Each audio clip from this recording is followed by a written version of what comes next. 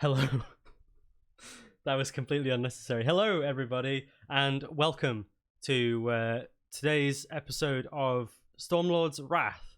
As always, I am joined by Me. who's me? Sorry, I dropped that on you. My waifu, my waifu, My boyfriend. the beloved Emily. How you doing, darling? I'm still tired, but I'm hanging in there. It's very warm in here. Oh God, it's so warm. Apparently, it's almost 80 degrees Fahrenheit outside, but it's warm in here because the sunlight is directly on our window, and that's I think the one thing I love this flat, right? But when it gets to about this time of day, the sun is shining directly at our windows, and it was like that in the other flat as well. It wasn't as bad because at least the other flat you had areas where you could escape. So like the office, the window was on the other side, so you could. That's true. So there were rooms that were cooler, but here, no, it's either hot or freezing. Anyway, architectural discussions aside, this is our one-on-one playthrough of Stormlord's Wrath, which is the first of 3 sequel adventures to Dragon of Ice Spire Peak, which is the kind of introductory adventure that comes with the D&D Essentials kit that was released last year.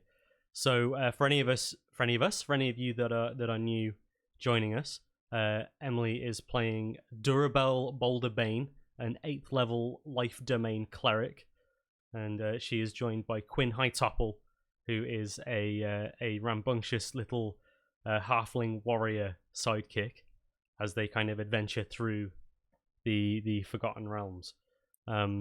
Just before we start, I wanted to kind of make a quick announcement for both the YouTube VOD and for people who are watching on Twitch. I released my first kind of direct to YouTube kind of resource, I guess, video, if you will. That was always my goal. If you haven't seen it already, I'd really appreciate it if you could check it out. It's 5 reasons why I think you should try being a DM, and I really enjoyed making it, and so far the feedback has been good. And well, I said this earlier in the pre-show, but I just want to say like a massive thank you to everyone who kind of offered their support and helped to get that video off the ground and get some eyeballs on it, because the YouTube channel is still extremely baby. But the stats, like from like, it's been out for nearly 3 days, the stats for a channel that's got less than 30 subscribers, the stats are insane. And it's just really encouraging to see, and there will be more to come very soon. So thank you, thank you ever so much. I think it's so easy when you're kind of a new content creator to get caught up in the end goal, right? And be like, I've posted this thing, like why aren't all the big wigs in the community that I want to notice me looking at me and kind of acknowledging me, when really you need to be looking back at the people that are helping to lift you up, irrespective of the dizzying heights that you may yet reach. You know what I mean? Like the people who are there for you when you're nobody, they're the people that are really important. There's my kind of poignant thought for the day. Anyway, I've rambled on. I'm sure you're dying to play some Dungeons and Dragons, Emily. I'm excited to play. Yeah, boy. So, last week was interesting. It sure was. It sure was. So let's dive right in from where we left off, and I'll do a quick recap. What started as just Durabel and Quinn racing off towards the mere of dead men has ended with the 2 of them returning to Leylon alongside Private Ricky Ironshard, whose leg is giving him a hard time now that the adrenaline has worn off and he got caught in a bear trap. I'll give him a heal if he, He's I like, did offer to heal he's him. like, no, I'm fine. You kind of like, you through like talking with him and stuff over the journey back, and just kind of what you've met, you do get the impression that he's very headstrong. Like he's young, he's young and he's frustrated with the way that things are, and I think you think he's got like a lot to prove. Mm-hmm. Yeah. So you've got Ricky. You're also joined by the 4 soldiers that went missing on patrol that you were asked to go out and find in the first place. That includes Private Vesta Jessup, who you were specifically asked to find by the lady who was kind of explained that they were missing in the first place. And let me just flick over to the other. It's some traveling merchants, right? The traveling merchants have gone on their way. They were were headed elsewhere, so they've kind of gone off. But in their stead, you are joined by about 50 lizard folk of varying ages and dispositions, who are being led by Sub-Chief Kess, who you forged a kind of a tenuous bond with after fighting off a couple of trolls that were after them. So you convinced Kess to join you and seek protection in Leilon because they were running from the trolls. Yeah, I offered to help them get out of the swamp. Yeah, and they were like, "Oh, we're gonna go to Leilon then," and I was just like, "Okay." Yeah, but that could work out in your favor. I mean, they did say if they didn't want to stay, they would leave. So ultimately, yeah, I think it's kind of down to what happened and how it unfolds, isn't it? Yeah.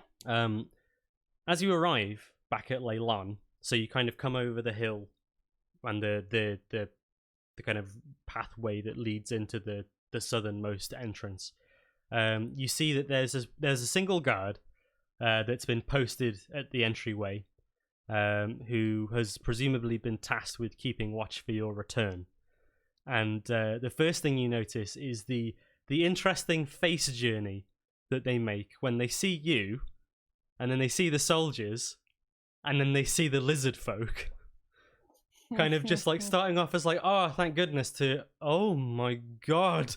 And kind of as they see your entourage emerge from over the hill, they run, presumably to fetch Sergeant Yoram. Great, that makes my job easier. As you kind of continue to, because there's quite a large group of you, the movement is quite slow, and Ricky approaches you kind of with he's still got a bit of a limp, but he's clearly like trying to hide it. Yeah. And he says he's not going to like this. Well, he doesn't seem like the kind of fellow who likes a lot of things, especially when it comes to having to do work. Yeah, no, you got that exactly right. And he kind of looks away, kind of with. He seems to have lightened up a little bit. He was impressed by your acts of heroism before. But he's still kind of a bit grumpy. But he does kind of, whilst looking away, just kind of shoves into your hand. He just kind of goes like here, and then shoves a pouch into your hands. And what is this? What is this? You inside. You peer inside. There's gold in there. A lot of gold. At a glance, maybe 500. I look at him like with a look of like, what? Why are you giving this to me? You rescued the soldiers. They should pay you. So I made them pay you. I mean, I do appreciate it, but I feel like this is far too much for what I've done. Thank you. And he just kind of waves you off. Before sort of like going back, because the soldiers are kind of hanging at the back of the pack, as it were, because they're still a bit nervous, considering that the lizard folk were originally talking about cooking them and using them as live dead bait for the trolls, so they could make good their escape. Yeah. So slightly understand, like ignoring the fact that it was their fault. They in are a a bit sense. wary, which I completely Yeah. understand. So Ricky's kind of hung back to rejoin them now that he's given you that cash. And you said it was 500 gold. Yeah. Why do they have so? And Durabelle kind of looks at it, and she's like, "Why did these men have so much money on them?" I may have made a mistake. Some of it might be from the merchants as well. Now that I think about it. Oh, right, okay. So before they went off on their like separate way, Ricky was probably like, "Pay us, damn it." You know, okay, well, we saved your lives. Yeah, I suppose that okay. So if it's more if it's money from like 8 people, I suppose that makes a little bit more sense. I mean, it's still a lot, right? These are privates, so they're not, incredibly well paid. No, but I'm still shocked that a lot of money has suddenly appeared in my hand at once. Yeah, you can safely assume that the merchants probably paid the lion's share of that. Yeah. So, yeah, what was I going to say? So it isn't too long. You arrive at the gate, and the lizard folk. You can see like a few of them are sort of looking around and looking to Kess for kind of reassurance, and Kess is just like in Draconic, so it's a language that you don't understand. So they kind of exchange a few words, like reassuring them and stuff. You get the impression that Kess is basically saying, like, calm down, it'll be fine. And yeah, a few minutes pass, and the unforgettable visage of Sergeant Yoram appears, kind of hightailing it over. And he goes, "Oh, it's good to see that you've returned. What the bloody hell is this? We're under attack! We're not under attack. Stop it! Oh my god, that's what got your soldiers into this mess in the first place." I'm gonna approach him and be like, "Stop yelling bloody murder." Make an intimidation check.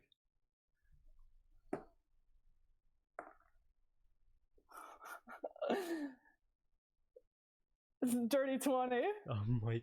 Yoram like just kind of like is almost like stunned out of it. It's like you've punched him with your words, and he just kind of goes, "Stand down! False alarm! Stand down!" What is the meaning of this? I like how I gave him. I like how I gave him like an accent, and then it just immediately disappeared. What's the meaning of this? Well, first off, I'm gonna gesture for the soldiers to come forward, all of them. Be like, I've brought your men back safely and accounted for. So the 4 soldiers and kind of Ricky behind them. Yeah. Come over. And he's like, he kind of like looks them over, and he looks at Ricky, and like, I'm not even gonna make you make a check for this. The look that he gives Ricky is like the dirtiest look you've ever. Like, it's the kind of look that you give Quinn when he's being annoying, which isn't a nice one. Yeah. When he's being particularly annoying, it's like it. But there's malice in there. There's like actual fuck you. When I give Quinn that look, it's because I'm annoyed. When he's giving Ricky this look, it's because he hates him. Yeah, basically, like there's proper resentment in his eyes. And he's like, he looks them over and he says, "Right, well, very good. Private Jessup, you should go and see your friend, the stonemason. She's concerned." And Vesta's just like, oh my goodness, yeah, of course. And then like salutes and is quickly like dashes off on his way to go and see his half-orc friend, who I've regrettably forgotten the name of. You can tell I prepped for this. Breltora, bless her, with her messy hair. Okay.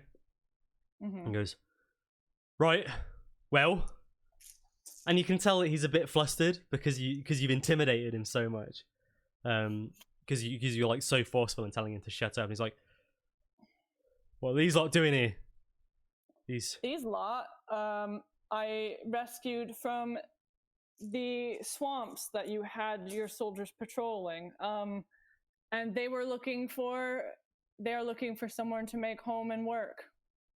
And I offered that they at least come to Leyland, and if they don't want to stay, then they'd be happy to move on. But they said they are willing to fish and work. What? You mean for us to accept you accept these what? These this is me struggling with this word, not Yoram. Yoram's like, these savages. And then I think at the moment that he says that word, you feel kind of a cold hand touch your shoulder, and Kess steps forward, kind of like no expression, no emotion in their voice. Yeah. And they just say, if anyone is the savage here, it is you and your people. We were peacefully trying to survive when we were set upon by your men. If it wasn't for the good grace of your champion here, they would be dead. We have come here seeking mutual protection. We will work for you in exchange for food and protection. However, we will not tolerate this kind of treatment.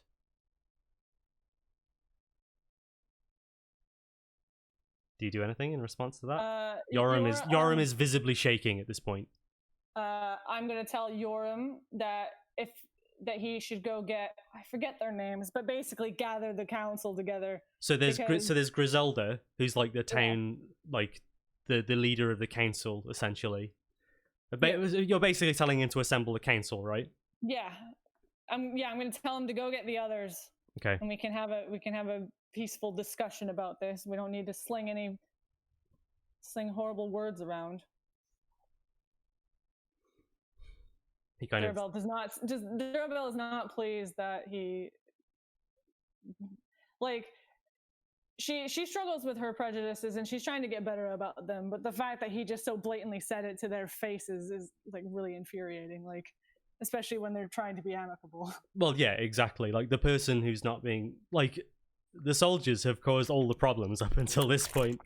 Yeah, and then he's trying to blame the lizard people and get mad at them. And Yoram kind of looks at you. He's kind of, he looks at you and he looks at Kess and kind of like glances over. He looks over at the kind of the children and some of the older and more infirm members of the tribe that are there. And he just all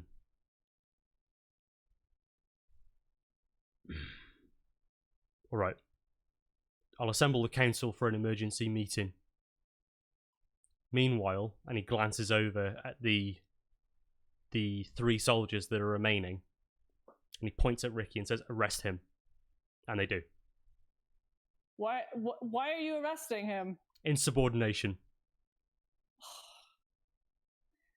Surely you could forgive this transgression for the fact that he helped in the rescue of your other men. No. He defied a direct order from his superior, putting himself in great danger and disparaging my authority as the sergeant of this guard unit. He has endangered all of us. And for that, he will face consequences regardless of the result. Yes, I'm pleased that he's back here alive. Yes, I'm pleased that my soldiers are back here safe. Yes, I'm pleased that you're back here safe. But my word is as good as law when it comes to these soldiers. And he broke the law. He broke our code. I see. Ricky is just like, his head's down. You can tell that the soldiers are a bit like, shit, sorry, man. He's not looking him in the eye. He's just like staring down at the floor. He's got like, there's like an exposed vein. Like, he's so angry at this point.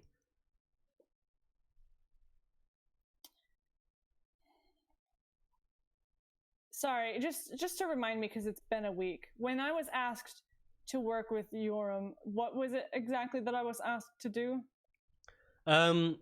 it wasn't so much that you were going to work with Yoram. It was more that you were going to kind of oversee what was going on and kind of provide support from an outside perspective, as it were. Because Yoram won't let you have any authority over his soldiers. I realized it was a couple of weeks ago now, but my understanding is that you were going to essentially you've done your job, right? It's not quite what they've expected, but you've brought people in to work and support the town. And that's kind of what your job was. And then if there was anything you could do to elevate the soldiers as well, like provide additional training or things like that, then that was on the table as well. But as far as was agreed, there was nothing direct in terms of the soldiers. You were going to go and meet them so that you could kind of get to know them and understand what the operation was. But then everything kind of went tits up. Yeah. I would be very invested in seeing the outcome of this punishment. Chances are he'll be sent back to Neverwinter and his father can deal with him. Surely that's a waste. He should have thought of that before he defied me. Anyway, get him out of my sight. I'll deal with you in the morning. And they kind of take Ricky away. He sort of exchanges one glance with you, because like in trying to avoid everyone else's gazes, it's almost like he's locked into you. He's so frustrated, he's so angry, and you know when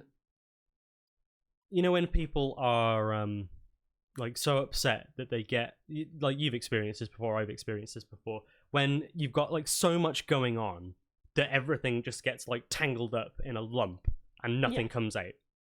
Yeah. It's that. You can read it all over his face. He's holding back tears. He's like despite his skin, you can see that he's red in the face. And yeah, he's just a mess in terms of like his emotional state. And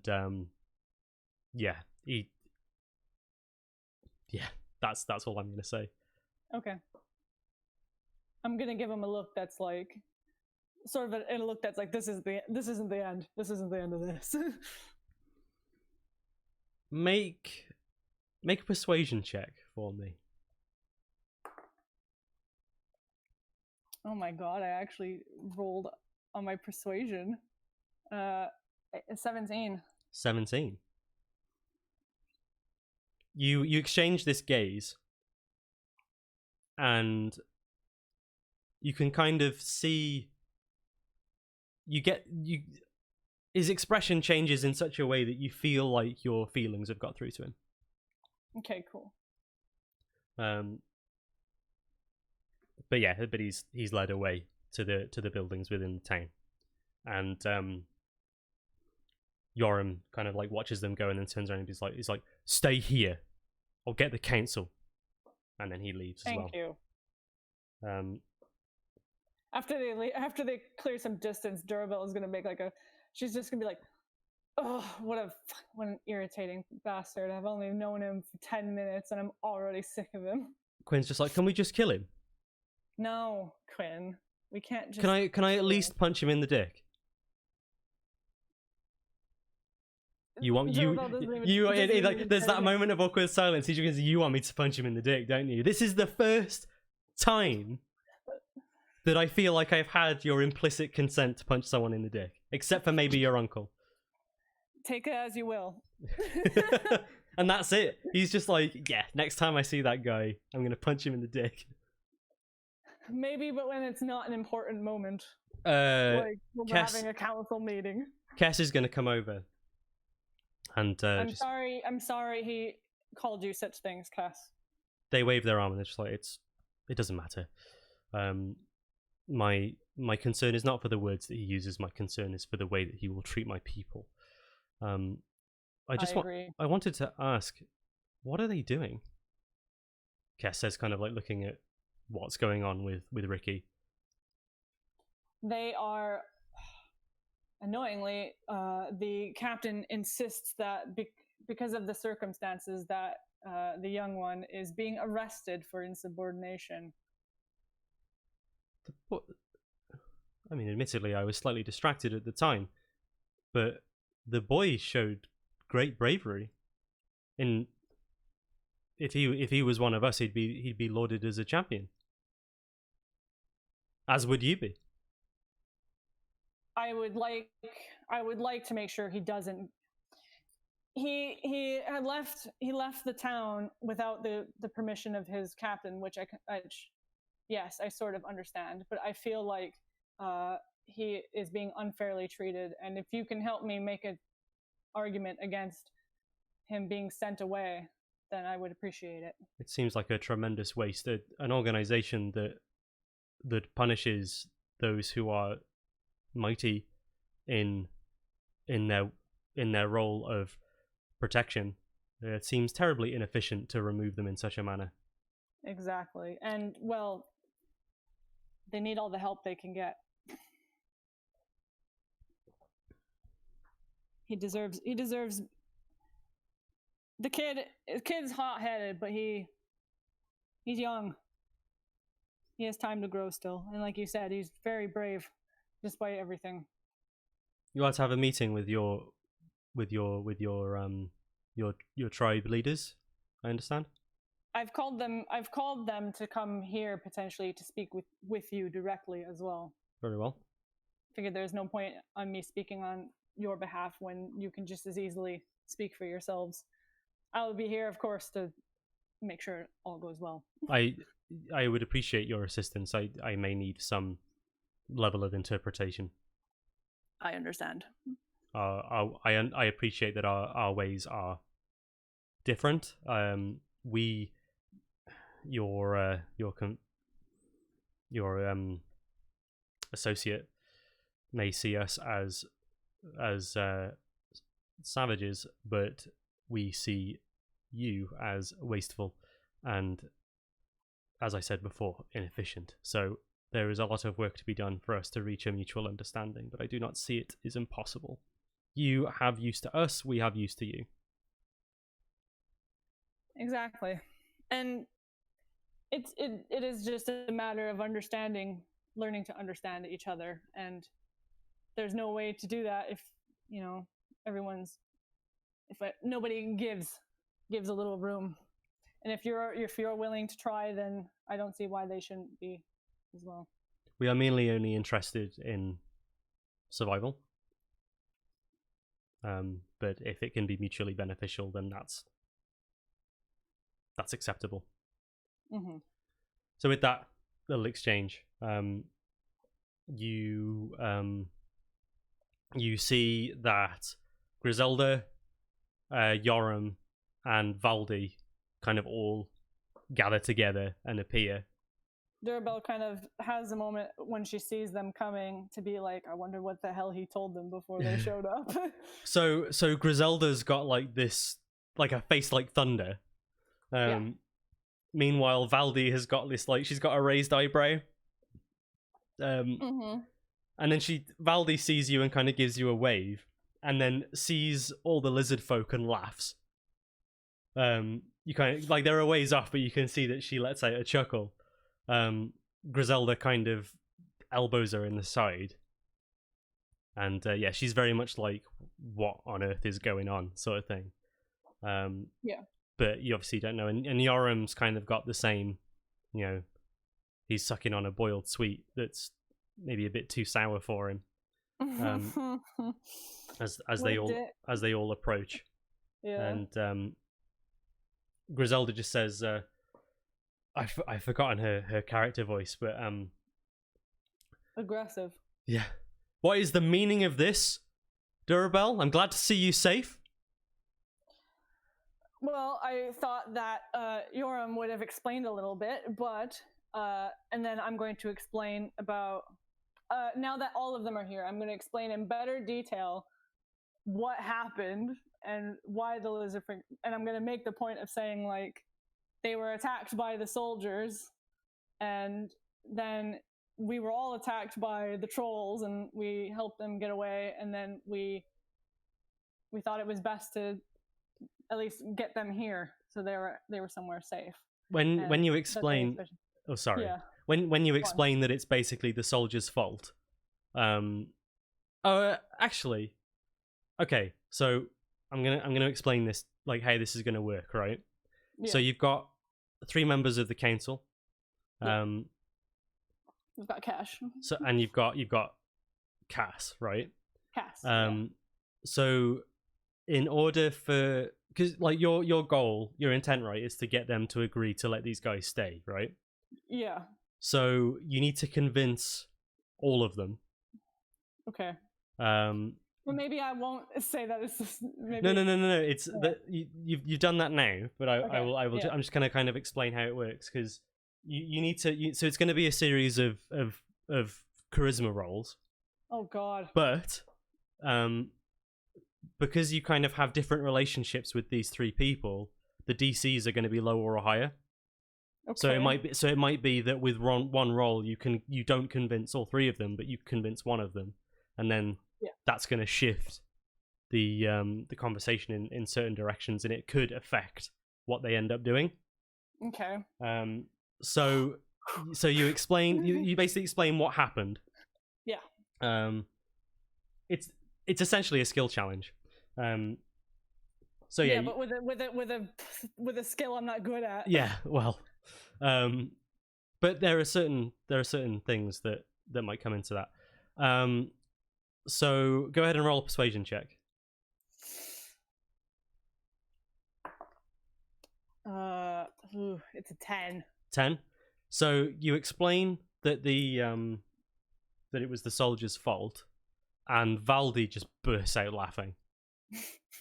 She's just like, it's just perfect. Of course, like I wouldn't have expected it to go any other way. And oh God. Yoram is just like, what are you trying to say? And she just says, well, quite frankly, Yoram, your men, bless them, are so poorly trained that they would fire cannons at a squirrel if they saw one walk out of line. Like you need to get your act together. They don't respect you, and they certainly don't respect your training methods. Oh, Durabelle is stone faced, but on the inside she's like, oh my God, yes. And Griselda's just like, we're getting off track. Why are they here? And then I will explain. This is the part where I explain that we help them, and I make a point to include Ricky in this, and that we fought the trolls to help the lizard folk get out, and we brought them out, and they said that they were willing to work and live alongside for basically mutual benefits. So survive, like they'll work with us to survive, they want to work, essentially. Okay, make another persuasion check. 9. 9. Okay. It's gonna get lower and lower with these persuasion rolls. Valdi's fine. She's just like, well, I've heard that lizard folk are good fishers. I could definitely use some help down at the fishery. And it could free up some other people to do other things around the town. What do you think, Griselda? And Griselda's like, I'm not sure. I've dealt with lizard folk before. And she basically explains that, like, she knows that they don't, like, lizard folk aren't wired the same way that, like, other humanoids are. They don't. Man, Forgotten Realms. Why do you? I should change this. Maybe I will change it actually on the fly. There's been tension in the past because lizard folk are known to be quite selfish. at least in terms of their tribes. Like they're insular, they look after their tribes, usually to the detriment of others. Mm-hmm. And as a result of kind of the things that she's heard, you can tell that she's still a bit uncertain. Yeah. Okay. And I'm assuming Yoram is just like, Yoram is Yoram. Yeah. Okay. I think at this point, Cass steps forward and just says, "I understand you have prejudices. That doesn't matter to me. What matters to me is that my tribe and I are safe from the threats that have been tormenting us since we were forced to leave our homes. Your champion here, Durabel, has shown great bravery and won my respect, which is not something that's earned easily, particularly in the wake of being set upon for no reason whatsoever than just surviving. We are willing to entertain a mutual protection, a mutual trading agreement, because ultimately we want to exist and we want to live our lives." What does Durabel say in response to that? Durabel looks at them and goes, you guys need bodies to help with the building of the town and with the fisheries. And it's like Baldi said, the people who are working the fisheries could be doing other work, and Leyland could be built up much faster, and perhaps the inclusion of other races would perhaps I suppose to say the inclusivity might reach other ears, and I see no reason not to give it a try at the very least. Roll again. Okay. But do it with advantage. Okay.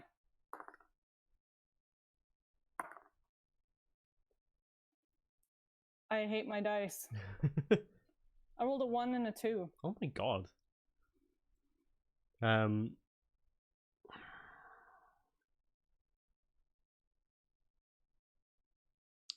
Griselda just kind of shakes her head and says, "I understand where you're coming from, Durabel. And she thinks for a long moment. Yoram is just like adamant. It's like, you absolutely cannot let them into the town.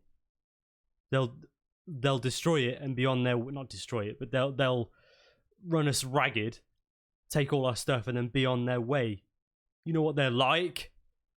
And she's like, "Shut up, Yoram," and kind of rubs her temples with like one big hand.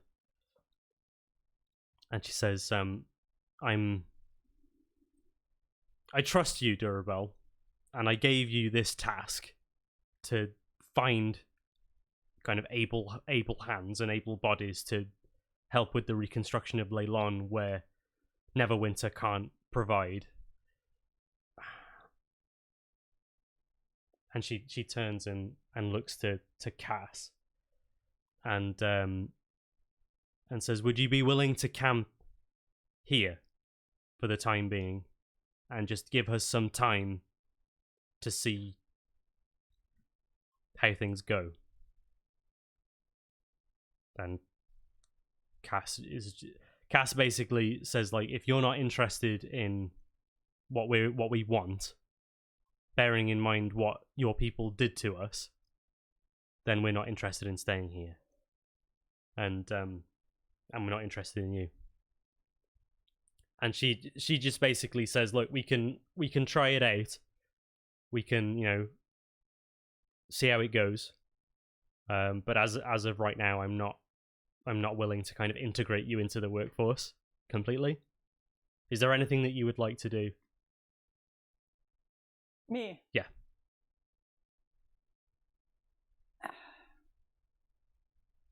At least I will say at least start with the fishery. if the lizard folk are willing to help fish alongside your people, isn't that a fair start at the very least? We can see how it goes from there. The other two look at Valdi, and Valdi just shrugs and says, "Yeah, I've got no problem with that. Honestly, I've never had any issues with lizard folk personally. I imagine, kind of looking at and kind of like looks over Cass a little bit. They seem very able. I'm willing to give them a try." And Griselda kind of furrows her brow and nods. And you could make an insight check for me on Griselda.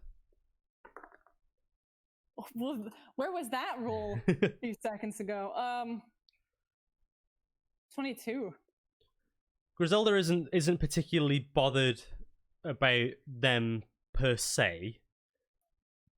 She, as kind of the town leader, is more worried about the People. optics and what other people might think and how they might react to this, which isn't great. Like, you know, she's a leader. She should probably just be like, this is what's happening, and that's that. You've got to deal with it or fuck off. But she wants to be a little bit more democratic about it, doesn't she? Yeah, and like, this is her job at the end of the day, and like, I don't know, it's just it's all a bit much for her immediately. Like, she expected like maybe 1 or 2 mercenaries after a day, not 50 lizard folk. Not an entire lizard folk tribe turning up. So she's just a bit overwhelmed, and her response to being overwhelmed is to just kind of foot down no. So you get the feeling that if this goes well, she will warm up. Yoram, not so much. But that's because Yoram's a knob. And we've already established this several times over. Yeah. So she kind of relents and nods and says, right, okay, they can work the fishery for now. And yeah, we'll see how that goes. And Yoram's just like, I am not prepared to endanger my men to protect these people. Like, we don't know if we can trust them. We don't know what they're capable of. We have no idea who they are. And what do you say to that? You had no idea who I was when I showed up. Yeah, but well, you had a following. Of course I knew who you were. You killed the dragon. Your reputation precedes you. What are these? What are these folk? What do we know about them? What dragon have they slain recently that I don't know about? I will, if you are so worried about them, I will take care of them. It'll be my responsibility. For the trial period, sure. Griselda just is like, there, are you satisfied? And Yoram's just like, if it's no skin off my nose, then alright. But if I see any of them set foot in Leylon, I'm going to put them to the sword. Right? This is our territory. The territory of Neverwinter. Surely you will allow them at least to get to the fisheries if need be. They can go around. He kind of gestures to there's that small kind of marshy bit that leads around to the fishery. And Valdi just kind of like, that makes no sense. And Griselda says they can come to the fishery. Cam, I'm looking at the map at the moment. These buildings that are by this fenced off area that goes around instead of through the main gate, are those homes, or is that like? Oh. Move the camera. Hello. Oh, what like? Because I know that there's buildings where I'm assuming they do like the boat work and maybe deal with the fish, but I'm wondering what these buildings on the side are. Well, like these ones here. Yeah. Yeah. My guess would be, because it's still within the city walls, right? They're not the city wall isn't finished yet. But it's mainly just like, yeah, it's kind of for like the processing and storage and, as you say, working the boats and that. So yeah, what were you gonna say? Well, no, because I was wondering because I know that there's these buildings up here, and then there's the ones like you pointed out. So I was trying to figure out what's what, because I was wondering if some of those buildings were like homes, or like kind of what remained of homes. I was gonna offer that maybe they that's like where they build up from. Hang on. I'm sorry, I'm having a moment. It's all right. Something didn't look right on there. There's like a big line on my thing. Oh no! Oh no! Oh no! How can this be? Never mind. Griselda just is just like, we'll have to see. If there are no issues, then I'm happy to kind of work that into our plan for Leyland, but you need to give us some time.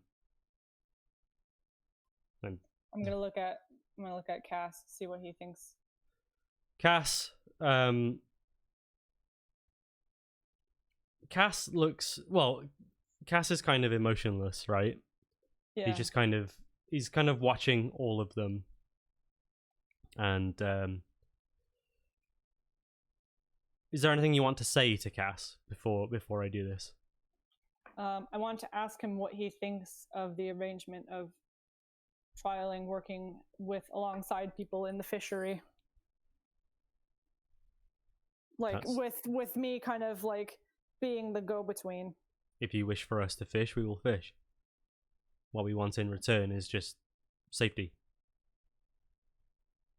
And then with him saying that, I'm going to look to the others just to see what they respond with, I guess.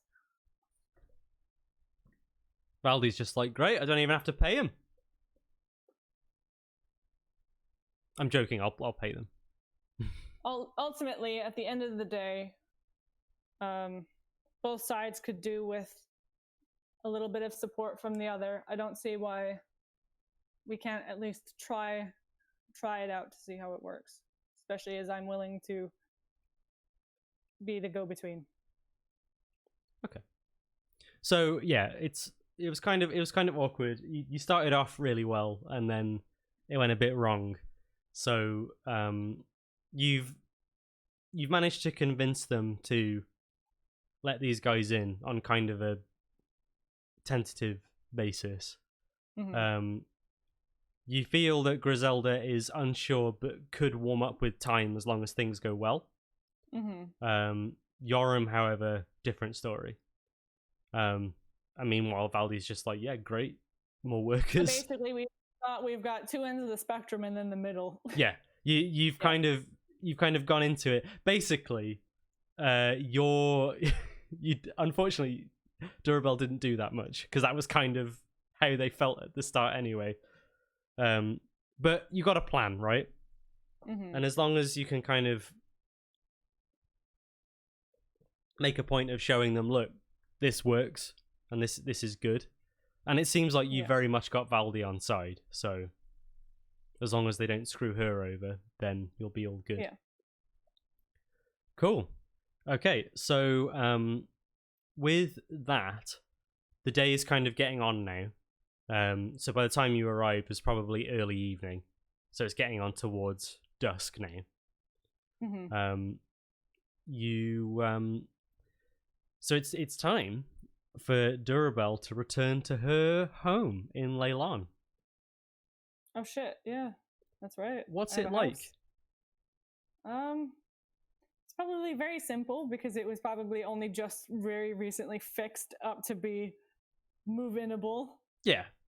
So there's not really much to it at the moment. It's pretty bare bones. I imagine some of the stuff that we've had that we don't necessarily need to be carrying on us has probably been offloaded. So like maybe like the winter clothes are like hung up and stuff like that. But it's there's not really much going on inside at the moment. It's still good though. Like, how does Yeah.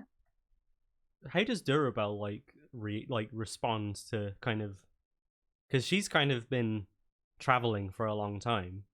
How does she feel weird. about this being her, basically her home?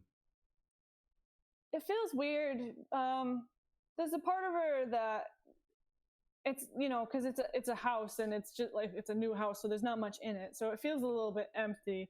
But there is that part of her that feels a bit like it's a little bit maybe more empty, because I imagine, at least in for Boulder, like the homes like is very much one of those things where like, yeah, you have your own house, but like you've always got people coming over, and you basically live in everyone's houses, or you've got like family members that like live together. And like maybe in Verbolder she wouldn't have had her own she wouldn't have ever had her own house, but like she would have like,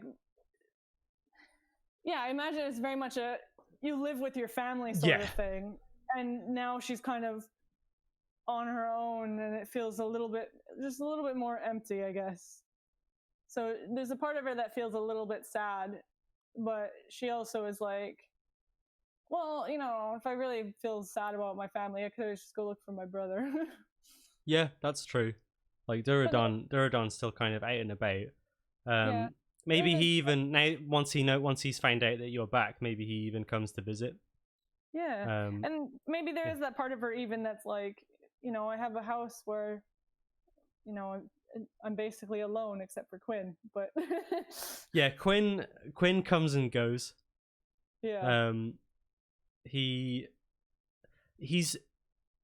spending a lot of time. Well, because I think we're gonna fast forward maybe like a week. So you're gonna kind of essentially have a week of downtime. And Quinn is kind of oddly for Quinn, he's kind of giving you some space. Yeah. Just after everything that's happened. And he's in and out. Like he comes in to sleep. But sometimes he doesn't even do that. He kind of is going up and down between the Wayside Inn that you visited on your way here. Yeah. It's a bit of a trek. His thing is like, it's a bit of a trek, but it's a good pub. Wait, he's going all the way back to the Wayside Inn? Yeah. Could he pick up my order for me? He says they won't do it. Like the lady that is making it said that she wouldn't give it to anyone except you. That's fair. I'll have to make a point to travel up then. He's like, yeah, it's a good bunch. I'm glad to hear they're doing well after all of that. Yeah. But yeah, he's just doing his own thing. So what would you like to do with this week of time that you've got? Well, I imagine that, knowing Durabel, part of me imagines that she would be, like, at least in the beginning, she would be maybe introducing introducing Cass to Valdi a bit more, and like get the relations, I guess, going a bit more between them, and like, yeah, which is very easy, because Valdi, well, I suppose one of the first things that you'd find out is that your friend, I've forgotten her name. Scylla, yeah, Scylla. She got the job. Yay! Because Valdi was quite direct in saying, well, the thing is, you told me about what she did during the attack, which was stupid, but also kind of brave. And I appreciate people that are stupid and intrepid, like people that work hard. Yeah. Despite everything, like I get the impression that she's going to be a hard worker. I'll give her a shot. Like Valdi, you learn that she is very much kind of like, if people are willing to work hard, then I haven't got an issue. Yeah. I guess I want to at least take my initial time to make sure that kind of gets going smoothly. And it does. It like they have very few problems. Like Valdi herself is like, well, these guys don't ask any questions; they just do it. She's like, they're great. Like I couldn't ask for anyone better for the job, really, because they just go out and do it. Meanwhile, the people that were designated for fishing are kind of finding themselves a bit like, oh, we don't know what to do, and a lot of them are being kind of taken off that to work on other things, and some of them aren't fans of that, but there aren't any massive complaints. Like Valdi's just like, look, these people are here. They're here for the same reasons that we are. They're just looking for somewhere to live. Chill out. But yeah, so there's a little bit of friction at first because it's change, right? Yeah. But no, like overall, everything seems to go well. What are you going to do about Ricky? That was the other thing. That was the second thing on my list. Was I wanted to. So I know that there's the council, because there's the economic side, there's the protection side, and then there's the well-being of everyone side. I don't have any reason that Valdi wouldn't agree with me, but I would like to, because Griselda is like kind of seeing over all of everyone, right? So I want to speak to Griselda about, because she's told me I could offer my help with the protection and whatnot where I couldn't. And I want to basically talk to her, and I want to tell her about what happened with Ricky. Okay. So what do you say to Griselda then? I want to tell her that when this all started, when I went to go meet them, was Ricky ran off to go look for the other people because Yoram wasn't going to send anyone to do it, so I volunteered. And then I went and found Ricky, and then Ricky helped me with saving both the soldiers and the lizard people. And that while he did commit insubordination by not listening to his leader, I feel like being sent back to Neverwinter is too harsh a punishment, considering we need as many arms as we can get protecting the place. And that I think Ricky should have, maybe, if he needs to be punished, at least something a bit lighter, so that way he can at least stay and be put on the correct path, instead of just, we need as many arms as we can get. Last thing you do is want to, and even be like, even the lizard folk people, while they're a bit odd, they think he's a valuable person as well. They respect him. And Griselda's kind of, she listens to what you have to say. She says, the problem is Yoram. He's a bit power hungry, isn't he? Yes. And I don't know the ins and outs of this, but supposedly he's had issues with Private Iron Shard before. Now I don't know how true that is. What I do know is that Private Iron Shard's father, Sergeant Aris Iron Shard, is the same rank as Yoram, but more respected than Yoram within the Neverwinter Guard. Right. His name's come up a couple of times in the past. And I am suspicious that there's a little bit of, well, I think he's taking his jealousy out on his son. I believe it, honestly. It's difficult because in this particular situation, I can see his point of view, in that if he lets him off lightly, then what does that say to the other soldiers? And Yoram's grip on his subordinates is tenuous at best, because he hasn't got a great reputation. So I can appreciate that he doesn't want to give the perception that they can get away with whatever they want, but in a situation like this, where every man who is capable and willing to fight is willing to fight, I think sending him back to Neverwinter would be. I think we would be slightly worse off. You're absolutely right. Seeing as they won't send more people. I'm not willing to send anyone back who's capable. We're desperate for hands, and I realize that the situation with the lizard folk tribe is complicated, but I appreciate what you've managed to do. Like, that could have been a lot uglier, but you've turned it around and turned it into something that could be potentially beneficial for everyone.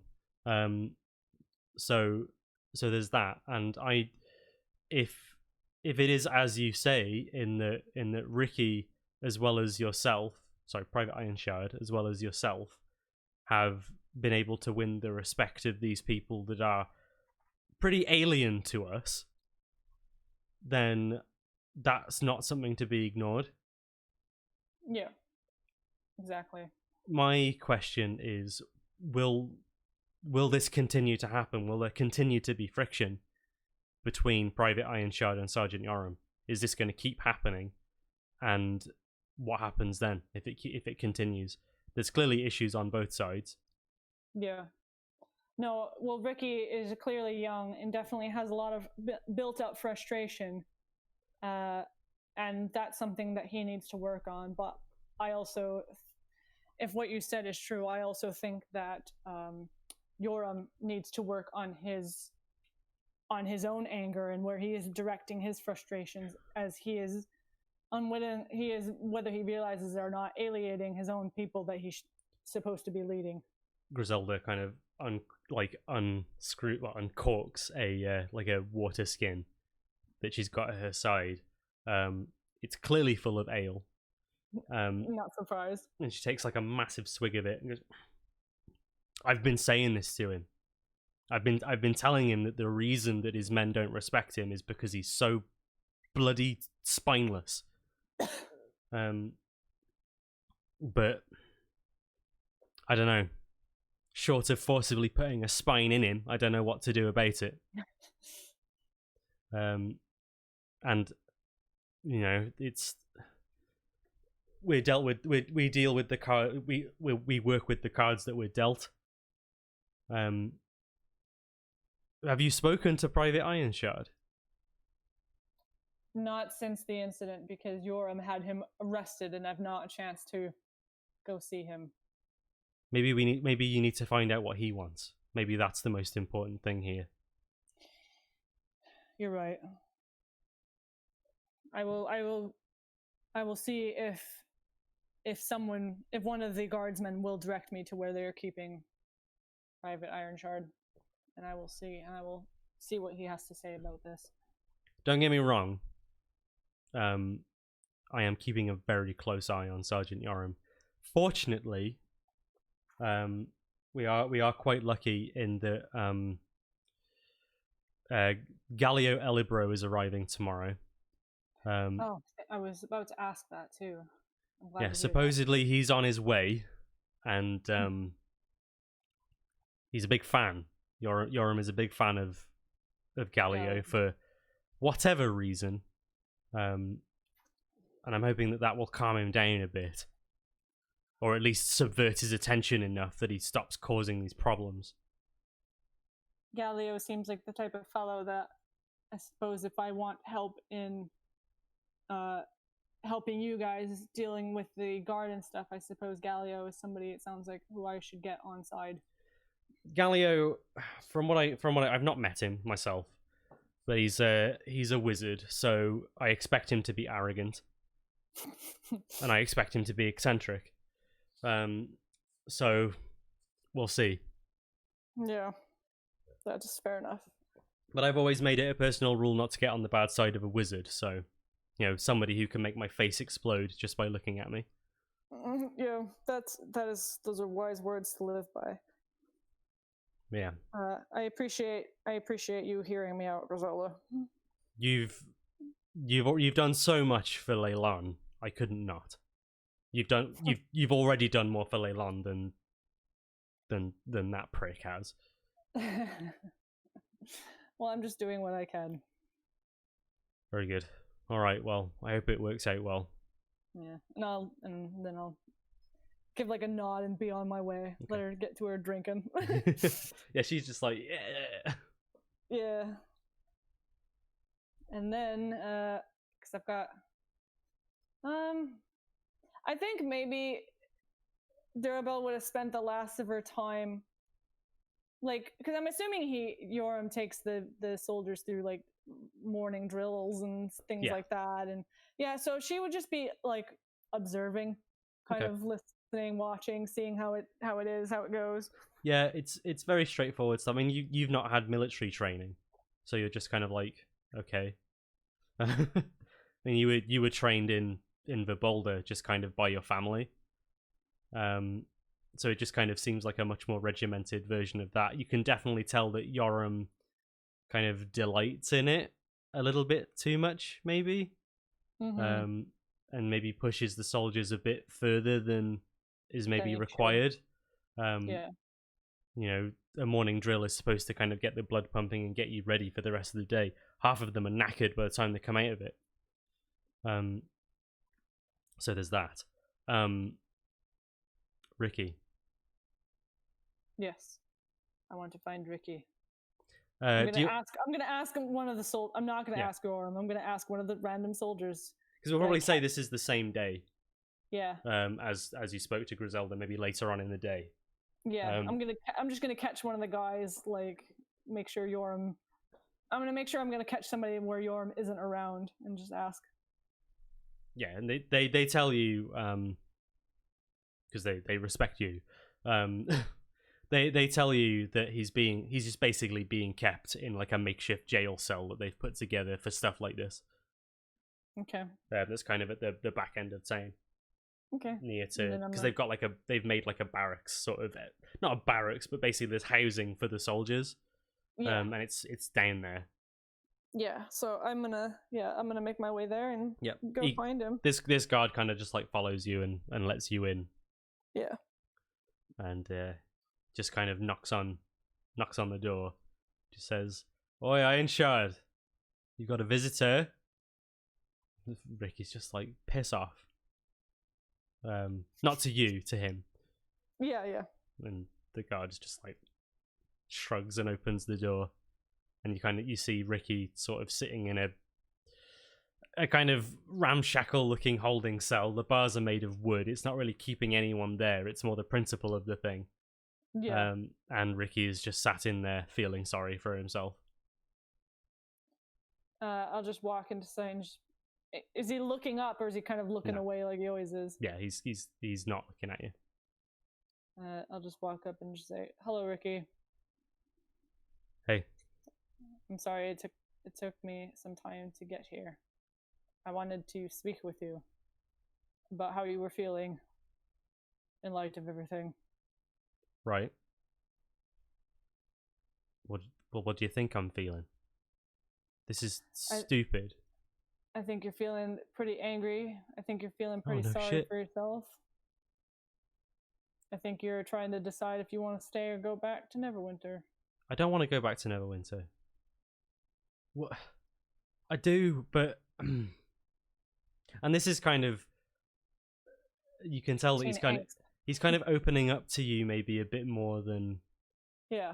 Maybe there's part of it. Like, you had that kind of exchange when he was arrested.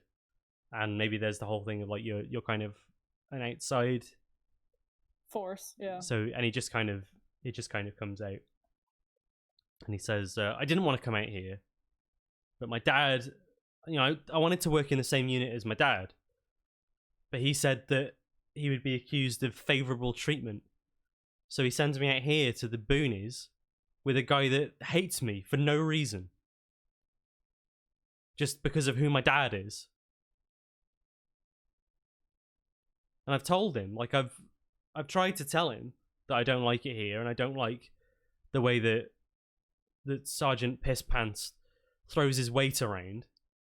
But he just ignores it. He just says, "Oh, it'll be good for you to kind of rise up despite the adversity. You'll be celebrated for it when you reach my rank. We all had to go through it, blah blah blah. It's stupid. And the fact that he just stood there and said no when our comrades, like my friends, I mean, sure, they arrested me, but they're doing as they're told. I'm not going to have beef with them. But they were in danger. They could have died. And he just wasn't willing to do anything. He cares more about himself. And that's what this all is. Nobody gives a shit. Everyone only cares about themselves, their rank, or their like where they're going, and not where they are or the people that they're with. What am I doing? Why am I here?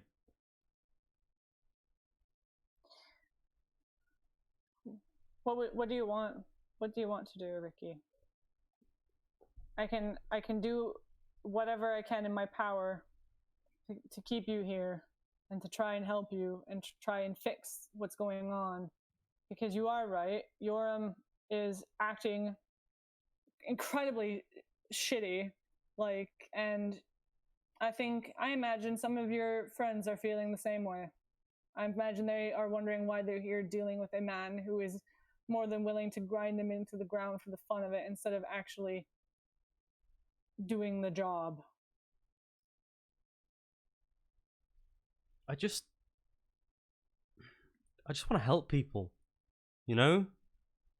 Like, my dad, he would always tell me these stories about, you know, what the guard would do to help people and, you know, keep the people of Neverwinter and the Lord's Alliance safe.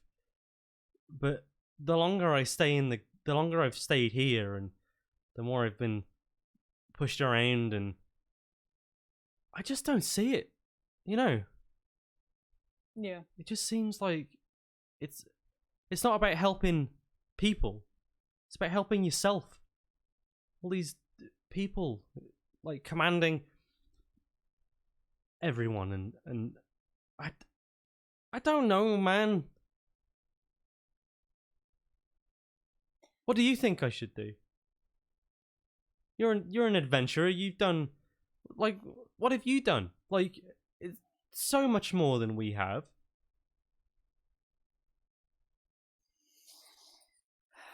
Well, I've had my own problems. I've had my own issues as well. I've had to deal with some people not too dissimilar to Yoram in the past. I've had to deal with some people who have been far worse than him in some cases.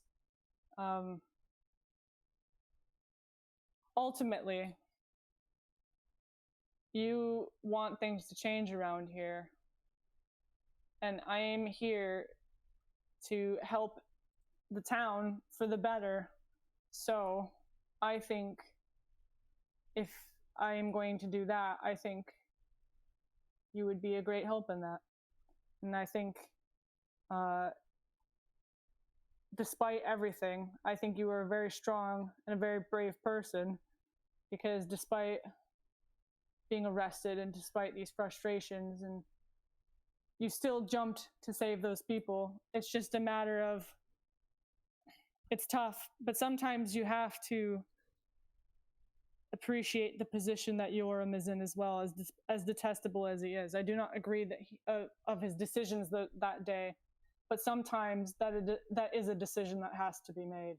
Not in this instance, but it's about learning when those decisions need to be made. But that day was not that day, and I think it's not your time to go back. He just takes a minute and you know the lizard people really like you, or as much as they can. He kind of looks up at you like, what? The chief told me that he respects you as a warrior because of what you did that day. And I spoke with Griselda, and she thinks that it would be good for you to stick around as well, because they respect you. And I think if we're going to build, especially if we're going to build relations there, maybe that's somewhere you can start.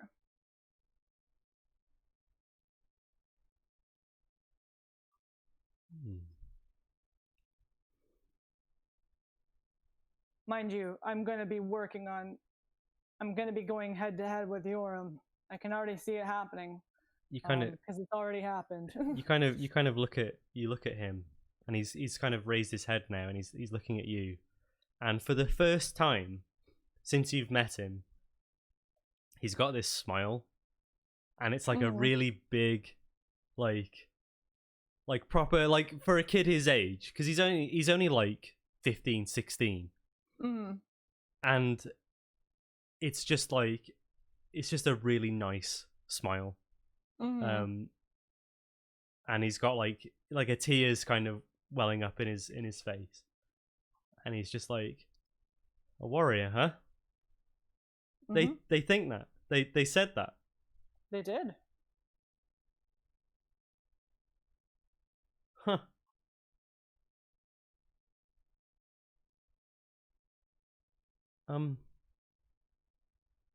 Okay.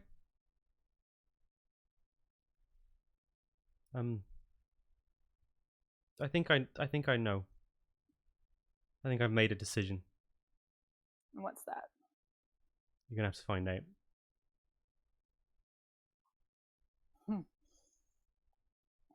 How soon will this be? I'm not gonna tell you because I don't want you to stop me. As long as you don't do anything too reckless. I can't promise anything. This is the guy that ran into a bear trap, he says, kind of just like shrugging and looking at his leg. How is his leg looking, by the way? It's fine. He's all right now. He's kind of, it's a bit stiff, but he's okay.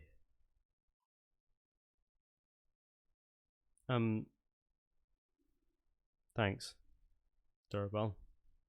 Of course. And he kind of, you can see he goes really awkward. He kind of like shuffles and looks away again, kind of like typical teenager. He just says, I'm glad you're here.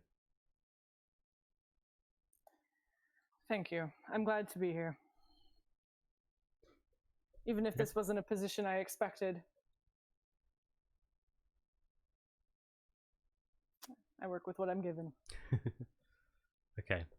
So, you maybe just like chat a little bit more, and you leave at that point.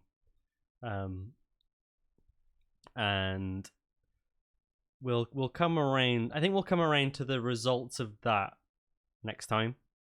Okay. Meanwhile, the next thing that happens is that there's hustle and bustle, and Yoram is like making a big scene.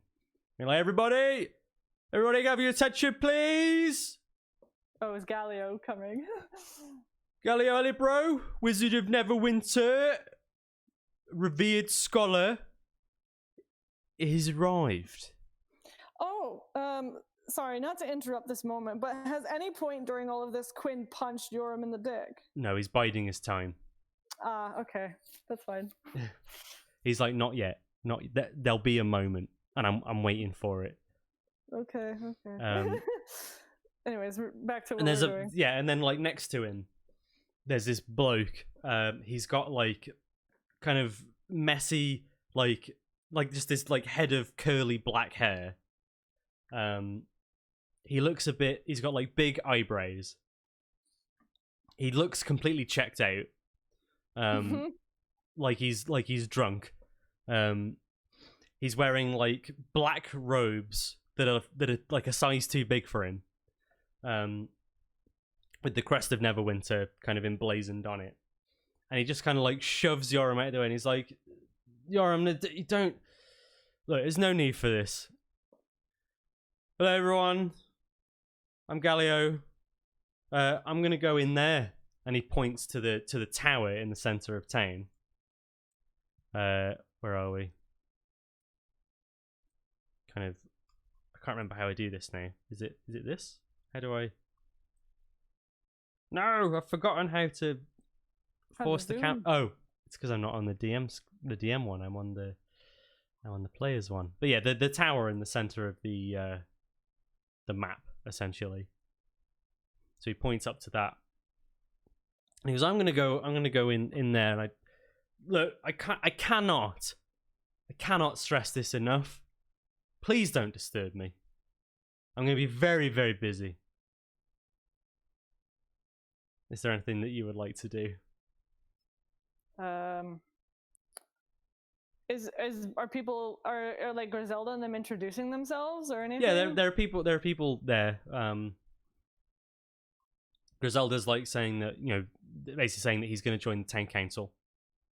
And then you hear Valdi being like, he's not going to turn up to any of the meetings. Well, as they're talking about the council, I will walk up as well, and I will introduce myself and be like, because I mean, Durabel isn't really part of the council. She's sort of the Griselda basically like takes point when you come to introduce yourself, and is like, Galio, this is Durabel Boulderbane. She's here on an advisory basis as a freelance adventurer, kind of taking some partial responsibility for the rebuilding and protection of our fair town. She's done some great work so far, and I nod, and then I go and I gesture, and I'm like, and this is my companion, Quinn Hightopple, who you might see him around otherwise, but he is my partner in crime. Well, she doesn't say partner in crime. He's my traveling companion. I see. You, and he kind of like he's looking at you specifically, Durabel, and kind of, you strike me as a magic user. I sense some eminence from you. Tell me, what skills do you have? I am a healer, mostly. And where is the source of your power? The source of my power comes from my faith in Moradin, the Allhammer. You kind of immediately like, oh, checks out. Yeah, it's just like, I figured, yeah. All right, well, that's no use to me. He's like, well, it's lovely to meet you all. Now bugger off. I've got work to do. And he just starts making his way towards the tower, and Yoram is like chasing his tail like a lost puppy, being like, "Oh, Galio, do you need anything? Do you need any supplies? And Galio's just like, I need a drink. Give me a drink." I will sort of.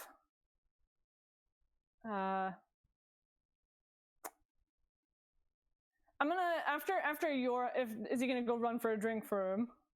Is Yoram gonna run off for a drink for him? Oh yeah, he's like, oh yes, of course, sir. So Durabel is gonna run up, and she's not gonna get in Galio's way, but she's gonna walk alongside him, and she's gonna be like, do you know Yoram well? What? No, not really. Why? He just seems to be an awful huge fan of yours. I was just curious. Well, it's no surprise to me. Do you know anything about this tower? I do not know. Oh, I didn't expect so. This is the Tower of Thalaivar, as it's called. A great wizard used to live here.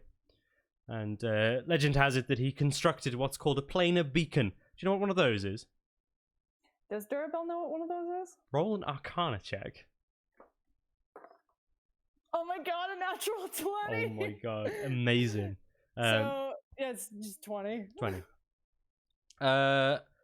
Surprisingly, I'm not sure how you know this. I've done a lot of adventuring. You've done some adventuring. You haven't really met any wizards in your adventuring time, so we'll have to just kind of go ahead and say maybe it was a story that one of your family members told you once. Either that, or maybe it was a story I heard from maybe it was a story I heard in Fandelver when I was on the road at some point. Or maybe one of your family members is like a scholar. Yeah, maybe, yeah. So you would know that a planar beacon is essentially a magical device that draws entities from other planes to the material plane. So it's like a gate? Yeah, in a sense, yeah. It's kind of a gate and an anchor and like a lure all rolled into one. It like basically draws in stuff from other planes and brings them here. So the way it would come up, the way Durbo would say is she'd kind of like maybe grab her chin and furrow her brow and just be like, "Isn't it sort of a gate to the other planes? Doesn't it bring things in?" Oh well, that's a rather crude way of putting it, but I suppose you can't really use it as a two-way thing. But you get the impression that he wasn't expecting you to know anything about it, and he's a bit annoyed that you do. He's just like, I suppose you're halfway there. In any sense, it's being rebuilt as a garrison tower, and I'm merely here to inspect and make sure there aren't any magical hazards that are left behind. Not particularly interesting. It's being rebuilt as a garrison. This is the first I've heard of this. I heard that you were going to be living in that tower. So well, I'm going to be living here for the foreseeable. Yes, while I conduct research and see what it was that Thalaivar was working on here, and potentially deconstruct any possible, like as I mentioned, hazards that may have arose as a result of his experiments, whatever they were.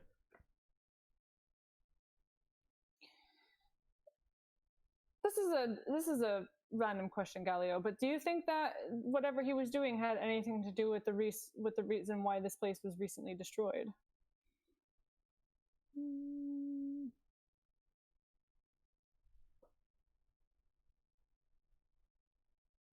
Just trying to think.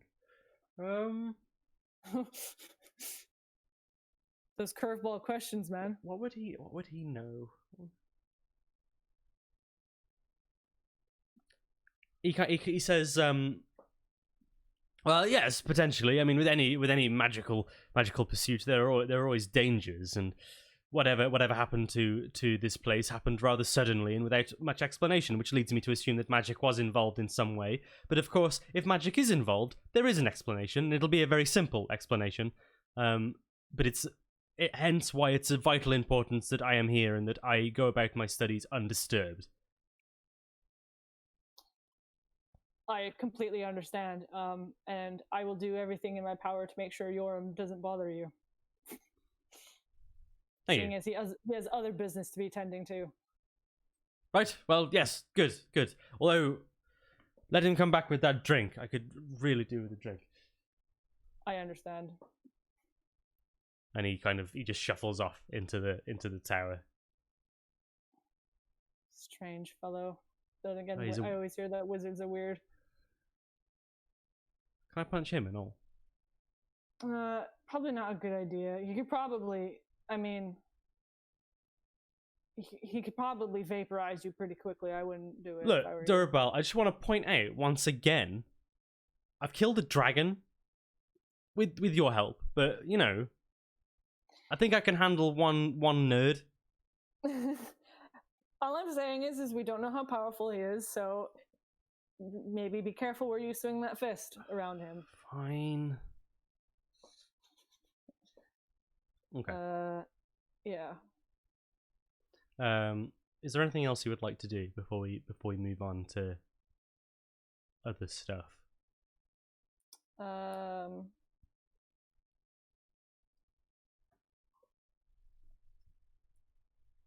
would like to ask Yoram what is being done about Ricky, seeing it's been a week. I suppose as it's been a week, I kind of needed some time to pass this through, but sorry. No, it's fine. I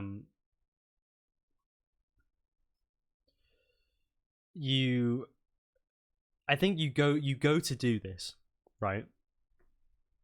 And you go to kind of approach Yoram and ask him about what's going on, and you find a big commotion. Oh dear! Kind of outside where where Ricky was being kept, shouting, and kind of hustle and bustle kind of among some of the guards that are around there. What would you like to do? I'm gonna go towards it. Okay. Because I'm like, oh god, Ricky said he was gonna do something. I wonder if this is it. Roll a perception check for me.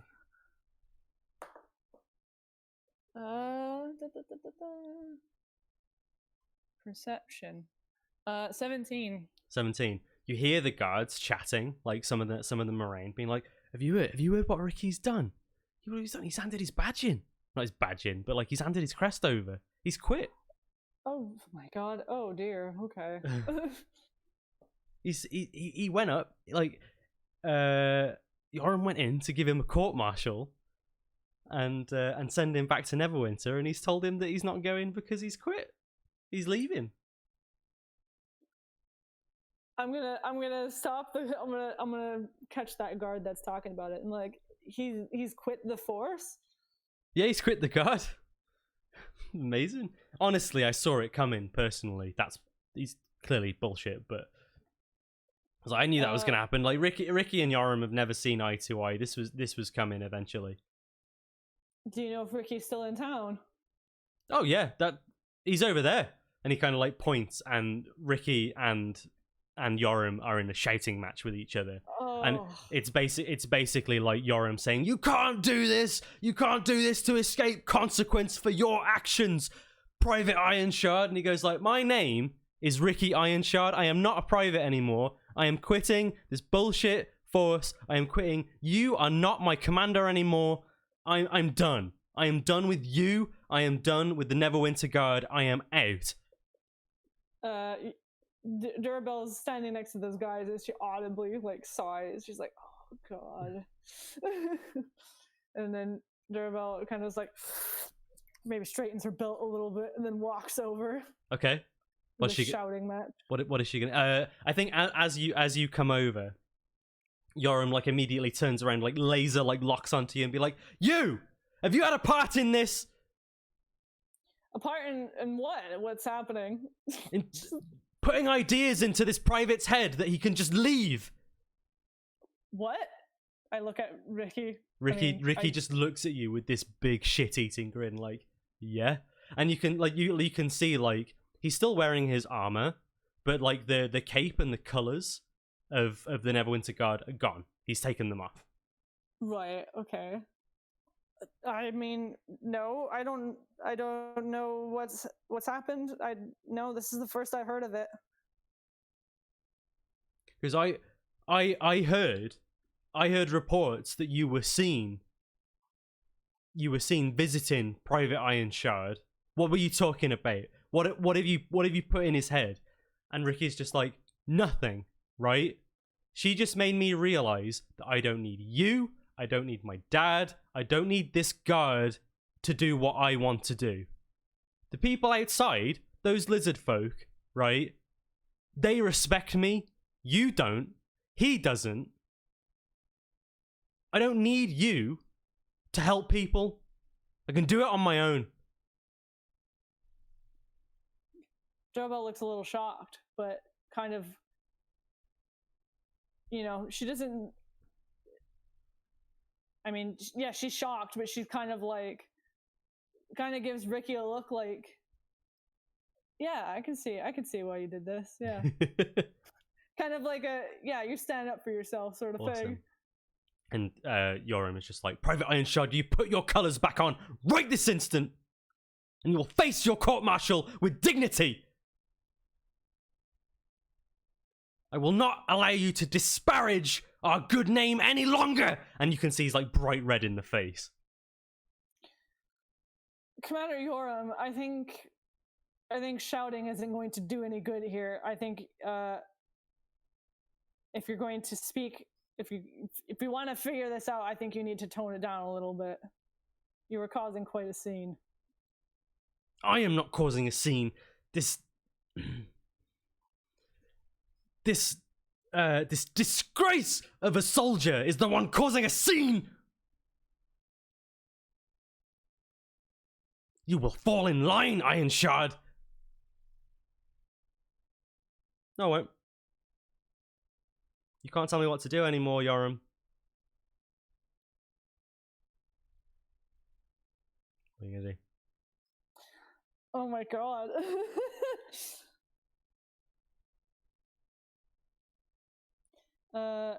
Well, Durabell's just gonna be like, if you've decided to quit, Ricky, what are you going to do now? Well, and he looks at you kind of with that big grin that you not the grin, it's the smile that you saw the other day. And he looks at you kind of with this like hopeful eye, being like, "Well, I heard that you were looking for mercenaries." Durabell looks at Yoram and sees. I want to see his face. Yoram just kind of like looks at you, looks at Ricky, looks around at the guards, being like, what's he doing? And like you can just almost see like Yoram's world is like crumbling around him, and he goes for Ricky.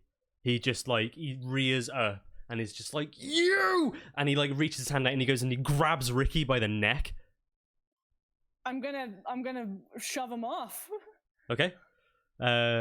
Go ahead and let's roll a strength check for me. Oh shit, this is getting intense. A strength check, just straight strength. Yeah. Oh, that's cocked. That is a dirty 20. You rolled a 2. So what do you do? I'm going to shove him back. I'm going to say, Commander Yoram, this is not the behavior of a commanding officer. So he kind of staggers back. Like, I use my shield to shove him back. Yeah, you just like bunt him out of the way, like biff him, Yeah. and he kind of staggers back. He's like completely red faced at this point, like his veins are popping out all over the place. It's like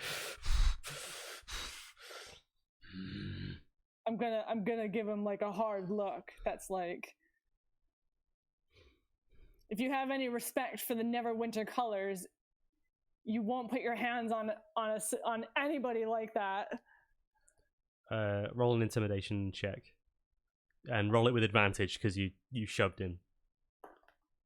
So 17 plus 3, so a dirty 20 again. Dirty 20 again.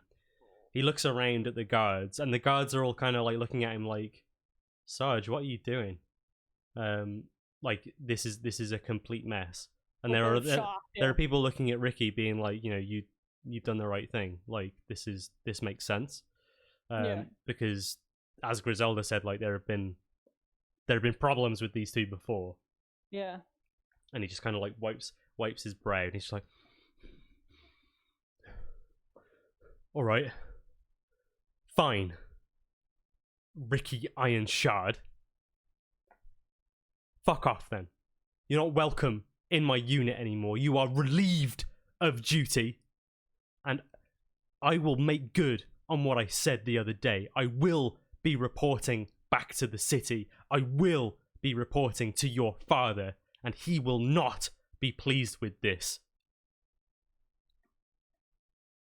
And with that, he goes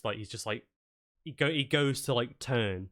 Ricky kind of like has this look of like, yeah, which kind of fades slowly. And as Yoram kind of like turns to storm off, he kind of like falters in his movements as well. And you kind of like look beyond him to see the northern exit of Leilon. And you see a couple of people. Like you see a cart.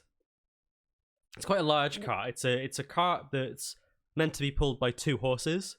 Yeah. But there's only one that's kind of like struggling to carry the weight. Yeah. There's 2 soldiers, and one person that was kind of manning the cart. The cart looks like it's been like one of the wheels is wonky. It looks like it's empty, and they're all completely soaked. And the one of the guards kind of like runs up and is like, Sergeant Yoram, and he's like breathing deeply and in a panic. And as this exchange begins, you look up, and in the distance, maybe about, I want to say, maybe about 20 miles, kind of in the direction of where the Wayside Inn is, you can just see this, in what is otherwise a clear, sunny blue sky, a thick cloud of just dense storm and rain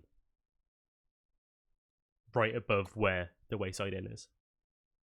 I'm going to run up to the people that had just arrived, and I'm going to ask if they are harmed and what happened.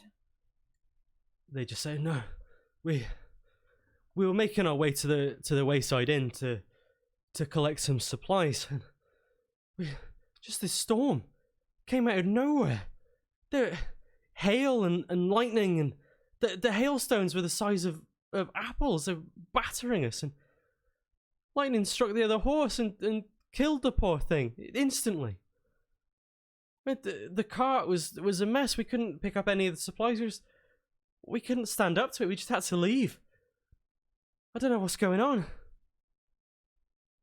I'm going to turn to Quinn, and I'm going to say, Quinn, was there anything weird going on the last time you were at the Wayside Inn?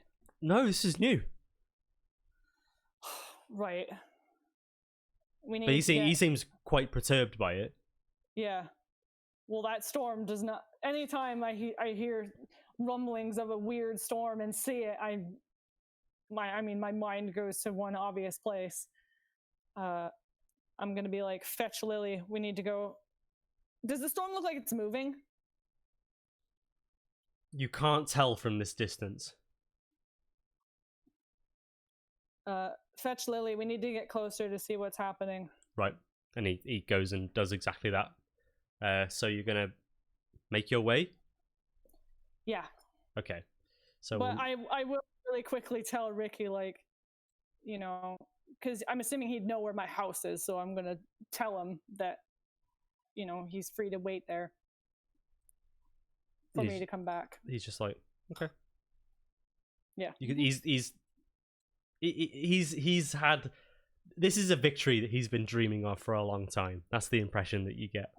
Yeah. And he's just like, yeah, okay. He's like, I will wait for my interview. And you start making your way from Leylon to the Wayside Inn, which is kind of where the high road kind of breaks off to the Tribord Trail. So you make your way up to about, I want to say to about here. Yeah. And that's when you come across... The soldiers will tell you, like, as you're leaving, that another member of the guard went along with them, and they elected to stay there in order to kind of keep an eye on things and try and figure out what's going on. Okay. So I'm going to ride up to find him then. Okay. Her, in fact. Her, sorry. You arrive, and it's weird. It's like there is just a wall of storm. Kind of as you get closer to the Wayside Inn, you can kind of start to see it in the distance, but it is just blanketed by this wall of rain and hail and thunder that's just constantly there. And standing in front of it, well, in fact, even before you get there, you would hear the sound of battle. Do I hear the sound of battle over the sound of fucking hail? Yeah. You can hear it. You can like hear like a woman like shouting battle cries, like "Rah!" And like the sound of metal on metal. What are you gonna do? I'm gonna get closer until I see what's going on. Okay, so you see this wall, this wall of storm, and in front of it, kind of in between.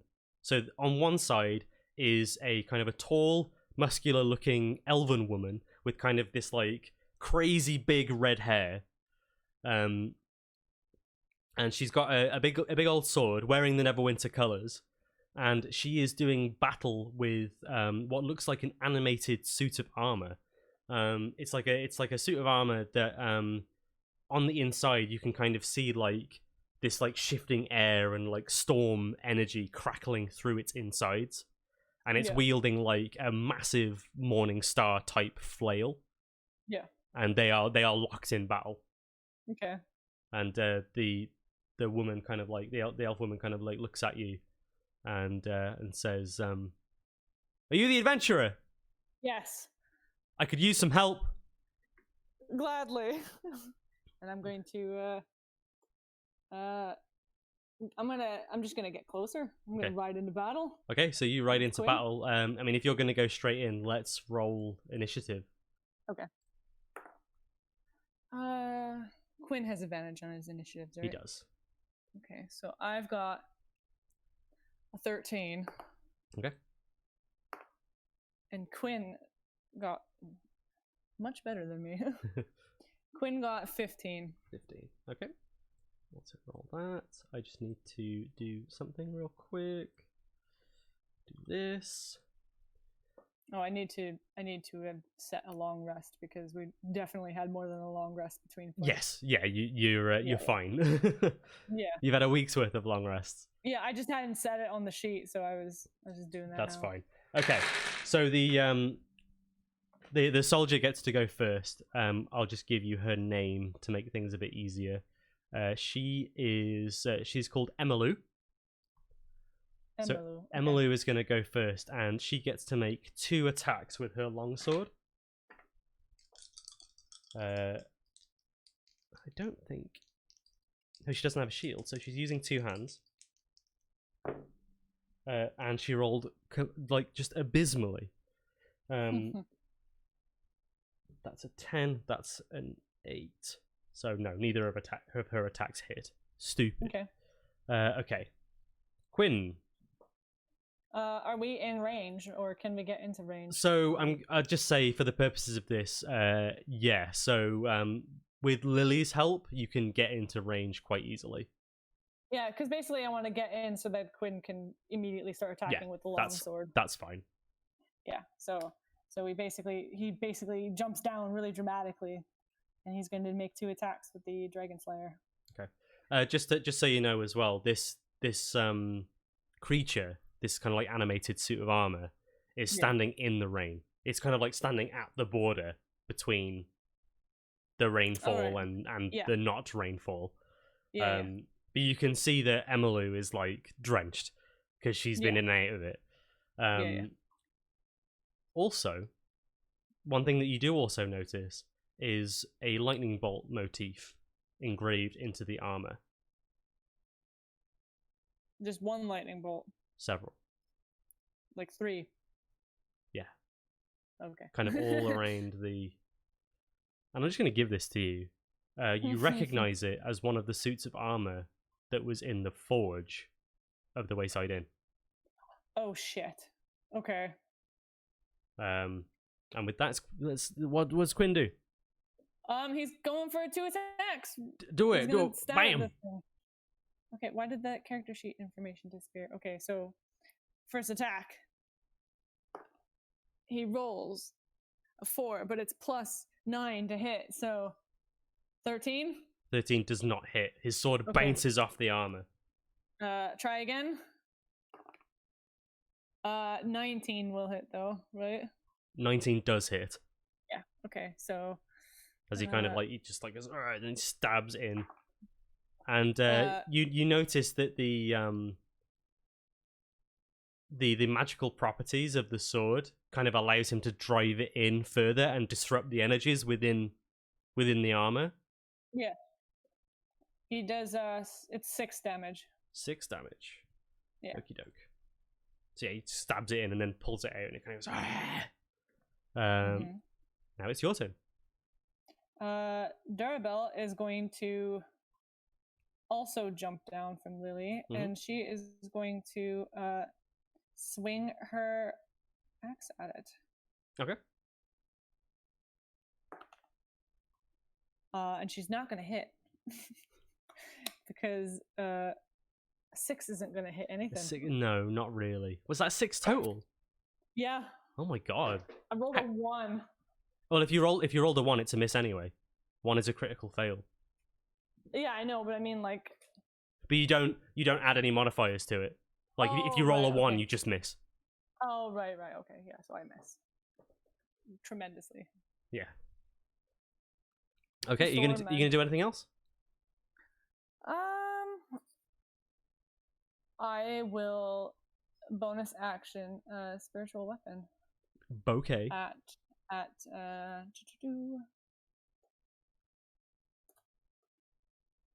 I'm gonna do it at 3rd level. So doing it at 3rd level, I don't think. Oh no, spiritual weapon's a 1st level spell, isn't it? So if you do it at 3rd level, then it will. Yeah, I was getting confused. Using spell slot of 3rd or higher. Yeah, that's fine. So yeah, you create the spiritual weapon at 3rd level, which gives it a bit more power. And then go ahead and roll an attack with the spiritual weapon. Is that a spiritual copy of Ripple, or has it got a different form at this level? It is, but it's like maybe it's a little bit bigger. Okay. Chunky. That also critically fails. What? I rolled another one at 1. What is with these dice? Like, okay, I don't believe in dice juju, but you are starting to make me believe in dice juju because you just roll like shit all the time. It's I might change dice. I might have to... Anyways, that's my turn. Okay, so yeah, you swing, 2 misses, which is frustrating. Yeah. So let me just have a look. I'm gonna attribute it to the weather.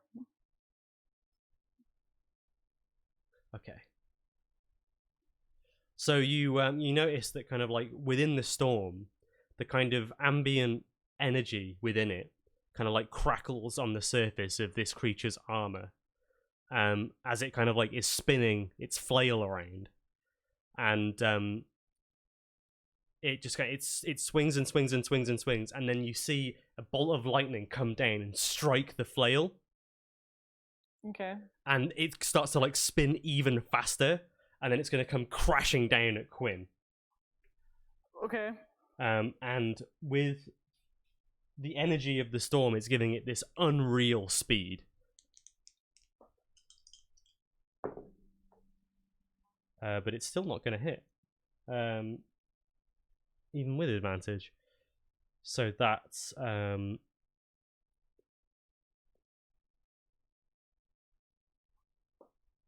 Okay.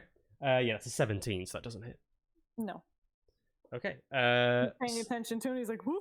Yeah, he's just like, oh, what the... He sees the lightning bolt and then just goes straight back. Like, what the hell is that? Yeah.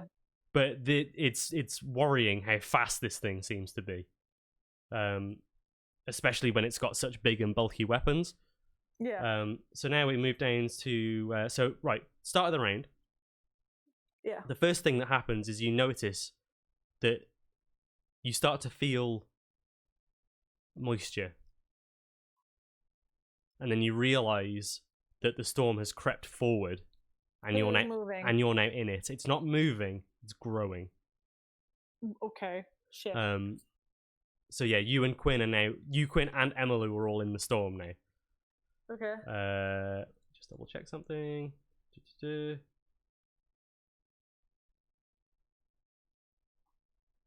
Yeah, and I think Emilu will say as well, the storm is growing. I've had to retreat back this far just to try and stay out of it. Something is really wrong with this. Yeah, I have my suspicions, but I can't really think on them too far until this is dealt with. Lightning is everywhere in there. There's some weird magic afoot, but it never strikes that thing. Even though it's made of metal. I have an idea of who is behind this, but we need to deal with this thing first. Okay. Yeah, and that's all that she can say, like, with her turn. So she's just going to make a couple of attacks. Mm-hmm. Well, that's slightly better. 11 plus... I don't think it's good enough, but that is a 16, which doesn't hit. So no, neither of them hit. Man, she's struggling. Quinn. Long boy, longe sword. Lunge boy. First attack is a 14 plus 9. Yeah, that hits. Yeah, so second attack is a 17 plus 9. So Yeah, hit. so they're both gonna hit. Okay, so that's a 1 and a 2, so that's 3 plus, so that's 13. 13 slashing damage. Okay, so Quinn is just like, oh, not again, kind of like gesturing to the fact that he's like soaked all over now. He's just like, bam, bam. Yeah, man. Okay, your turn. I am going to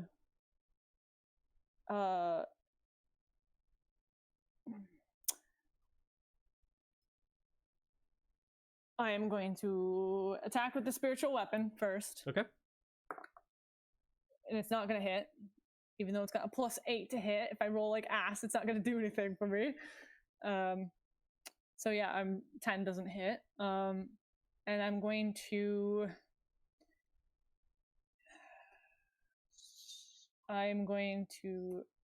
tap myself and cast protection from energy. Ooh. Protection from what? From lightning. Okay. Very clever. Yeah. Cool. Okay, yes. Well, there's thunder, but I mean, no, it's lightning. I'm gonna go with lightning. Okay. Cool. All right. So that's your turn. So you now have protection from lightning. Yeah, I just have to remember that I'm gonna put a little hat on my thing, so I'm concentrating. Okay. Let's see if no, it does not get that attack back. So with this still like invigorated by the storm, it's gonna make 3 attacks. So it's gonna just make 1 attack on each of you, basically swing the flail line and try and go for all of you. So first attack on Emilu is a 12 plus big 7. That hits. Damn. So yeah. You know what? I'll just see who it hits and then roll damage afterwards. Quinn. That is an 8 plus 7. That doesn't hit. Durabel. That is a 17 plus 7. I'm pretty sure that hits. That's gonna hit, yeah. Okay, so Emilu takes 5 bludgeoning damage. And you take 8 bludgeoning damage. And then I'm gonna roll my concentration check.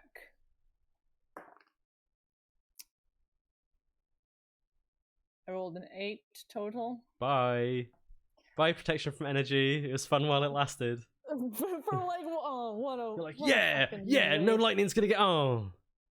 What a fucking waste. You kind of hear like a reverberating noise from within the armor that you swear sounds a little bit like laughter. Like that just rustles Durabel's jimmies even more. Top of the round, and the storm encroaches a further 5 feet. So like you're well within the storm now. Let me just check something.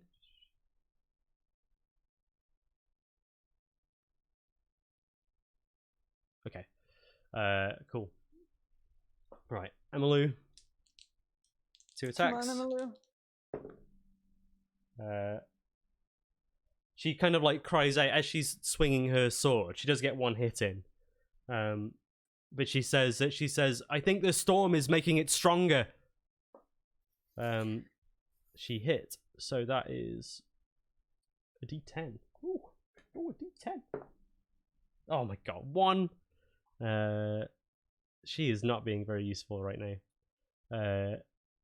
Still, that's 4 piercing damage that it is resistant to. Shit. She's extremely useless. Cool. Quinn's turn. He's gonna make his 2 attacks. Okay. 8 plus 9 to hit. Was it 17? 17 doesn't hit. Oh wait, no. 8 plus 9. Yeah, 17. Yeah, so it doesn't hit? Nope. This thing is a suit of plate armor. Okay, I'm gonna try again. So it does hit, but it like glances off. Yeah, well, that's an 18 plus 9. That's gonna hit. Okay. Come on, Quinn. Oh my god! This D8. 6 slashing damage. 6 slashing damage. I rolled a 1. I keep rolling 1s and 2s on it. I mean, you're hitting it fairly consistently, just not damaging it very much. Yeah. Okay, so yeah, Quinn is just like, is Quinn gonna do anything else?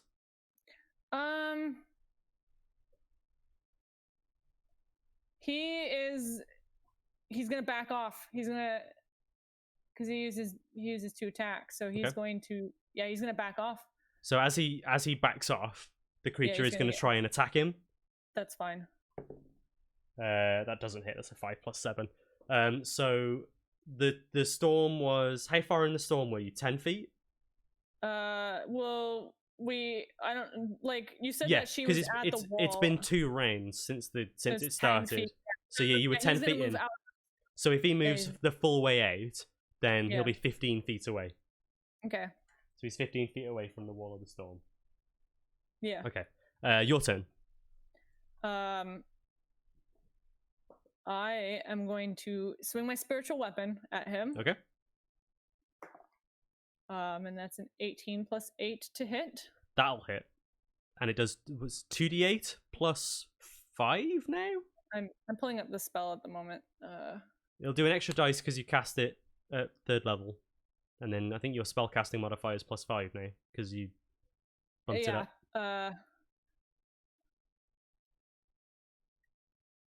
Wow, okay, so 2d8 plus 5. Okay, so that was a 1 and an 8, so that's 9 plus 8, so... 8? Oh no, 9 plus 5. 9 plus 5, so 14 damage. Yeah. 14 force damage. As the creature like reaches out to try and strike Quinn with the flail as he runs out, you see the spiritual axe come up and like crash down on its arm, both stopping the attack and dealing a decent amount of damage to it. Yep, and then I am going to I'm going to back out of the storm as well. Okay, so you back out 15 feet too. And then I'm going to turn to this fucker and I'm going to cast Bane on him. Bane! Okay, so that's a saving throw, yes? Is it Charisma? Charisma 16. Charisma 16. You roll a 2. He is baned. So I basically run out of the store and clutch my holy weapon, and the shards of light, or the needles of light, appear and just kind of. Yeah, man, and it's getting like into the joints of the armor, so it can't like move effectively. So it kind of like and then I'm gonna tell her to back away while you've got the opportunity. Unfortunately, it's its turn first. So Emily I thought her turn was. Emily like glances at you like, yes, I understand, and then the creature, like, you can kind of see the shadow of it rise up from behind her. It doesn't recharge its lightning attack, but it's just going to go at her with all 3 attacks. Oh, fuck. And it has advantage on all of them. Oh no! But it does lose a d4, so natural 20. D4 isn't gonna fix that. Nope.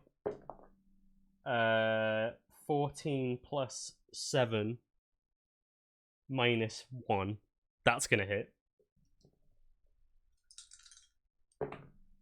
And that's gonna miss, I think. Actually, 10 plus 7 minus 4. So yeah, 1 crit and 1 hit. Oh my god. So the crit deals 2d8 plus 4. That's 9 damage. Plus another 12 damage. So 21 damage total. She takes some big hits. Like one of them gets her right in the head. Like as the flail comes around, it's like she gets hit like in the stomach, so like doubles over, and then it just kind of like you see the flail kind of like swing around once, and then bang right in the back of her head, and she just kind of like bounces up. She's still up, but she is not in a good way. She's just like staggering around like But that brings us to her turn. She is going to... Annoyingly, he's got his reaction back. Yeah. She just hears what you say. She's a bit delirious, so she is gonna try and like stagger back out of the storm. So he gets his reaction minus Bane. I don't think it's gonna make any difference. 22. So as she comes out, she takes another 12 bludgeoning damage. As it like catches her on the way out, and she takes that and is just like staggering. She's just like a mess now, but she's still up, and she sheaths her sword and pulls out her crossbow, and she's gonna have a pop at it with her crossbow, and rolls a 3. She's basically like a bit concussed at this point and just shoots completely wide into the storm. Yeah, man, she took it to the fucking head. Quinn. Quinn wants to run in, but maybe he goes to do it, and Durabel's like, no. No, I imagine while he was in the storm, maybe he got hit by a piece of hail and was like, okay. I don't want a part of this anymore. Yeah, so he is also going to pull out his longbow. Okay. And attack twice. 18 plus 7. That hits. 11 plus 7. That 18. Hits. Yeah, that just hits. 18 total. Okay. So they both hit, but it is going to be resistant to both of these attacks. Okay. Well, I'm doing the damage total, so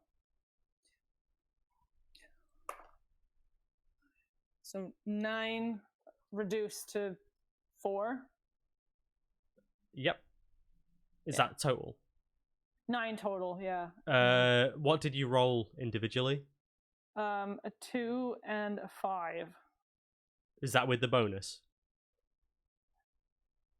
No, that was so I rolled. I just think if you have the total, the rounding down might be cruel to you. Is what I'm thinking. So I rolled a 3 plus 2, and then so a 5, 2 plus 2. A 5 to 2, and then a 4 to 2. So 4 damage total. Okay, so it didn't make any difference. I'm just thinking it might in some circumstances. Yeah. Where you get like double round down, and I don't know. Yeah. No, I get you. Actually, rounding down a lot might be better in some circumstances. Anyway, it doesn't matter in this case. Durabel. I'm going to attack him with the spiritual weapon. Okay. A 13 plus 8. That hits. So 7 plus 4, so that's 11 plus 5, so 16 damage. Nice. 16 force damage. Yeah. And then I am going to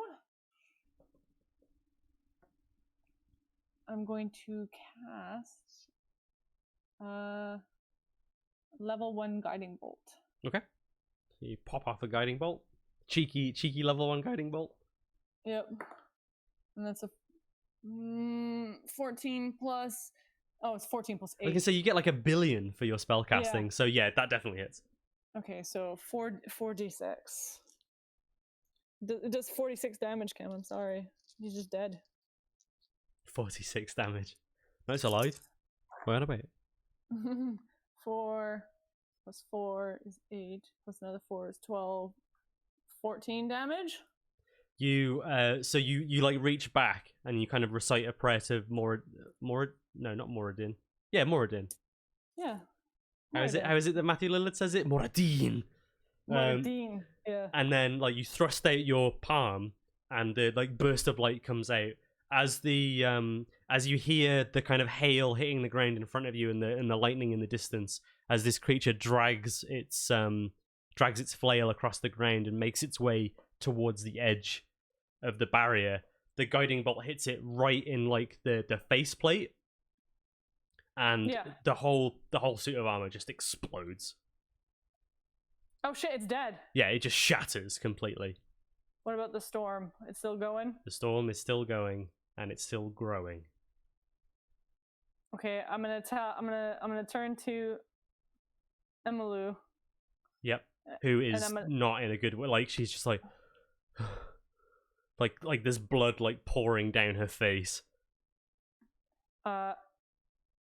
Stay back. We're gonna go in and we're gonna try and find the wayside in. and see if there's anyone inside. See if we can find the center of the storm. You're braver than I am. I was almost struck by lightning a few times in there. I was making prayers to Talos. I think that was the only thing that saved me. That's what I was afraid you would say. So with that, you kind of bid adieu to Emmylou, and the pair of you make your way. You kind of like disappear into the storm, and that's where we'll leave the adventure for tonight. As you kind of like disappear into this like grey, watery, like I'll hold my haze. shield up over my head, even though it's probably not going to do anything. Man, that was intense. Yeah, it was. Yeah. It went to some places that I was like, not sure how I feel about this, but I think they were important, so yeah, it was good. I'm just really annoyed about the fact that it was like my dice just were like, yeah, I know, yeah. My dice were checked out today, apparently. But it worked out kind of in interesting ways, because like the way that it went, and because you failed like a couple of those persuasion checks, it sort of pushed them into a specific area. So like, I don't know, it could affect how things go from that point of view, and then kind of change the way that the town grows. And then of course there was all of this, and then the stuff with Ricky that was intense. Yeah, how'd you feel about that? I'm shocked, but Durabelle thinks it's probably very reckless, but there is a part of her that's a little bit tickled by the fact that he's done it, and he's basically thrown it in Yorm's face. I was a bit cheeky because I was like, did I ask you to make a persuasion check at one point? You did. I did. That was what he was kind of. That was how he was interpreting your words, and the persuasion check was kind of. How is he going to interpret it? Yeah. So, yeah, because I think if that failed, then he might have just gone back to Neverwinter. Mm-hmm. But no, he's decided that he's better here, but not under Yoram's thumb. Yeah. So how that develops, we shall see. Anyway, that is our adventure for today. Thank you all very much for joining us. We hope to see you next time. So for anyone who is interested in watching more of this, we stream this adventure every Tuesday at 7 p.m. UK, British summertime. Yeah. The VODs are available on YouTube the following Monday. So either wherever you're watching us, we hope that you will stick around. Anyone watching in the chat, please feel free to follow. We would love it if you could join us on a more regular basis. Anyone on YouTube, then please do subscribe. And I would really appreciate it if you could check out the other content on the YouTube channel as well. I'm trying to make that into a more diverse space than just kind of a repository for these VODs. So there's definitely some value in that, even if you are just a watcher of the streams live. I don't know what I'm trying to say. This was a very exciting day, actually. Like this was a good one. Yeah. When I was planning it, I was like, this is a bit filler, and it turned out to not be that at all. So it's good. Okay, I'm gonna leave you guys now. Is there anything you would like to say, Emily? I am gonna go to bed. Good night. Good night.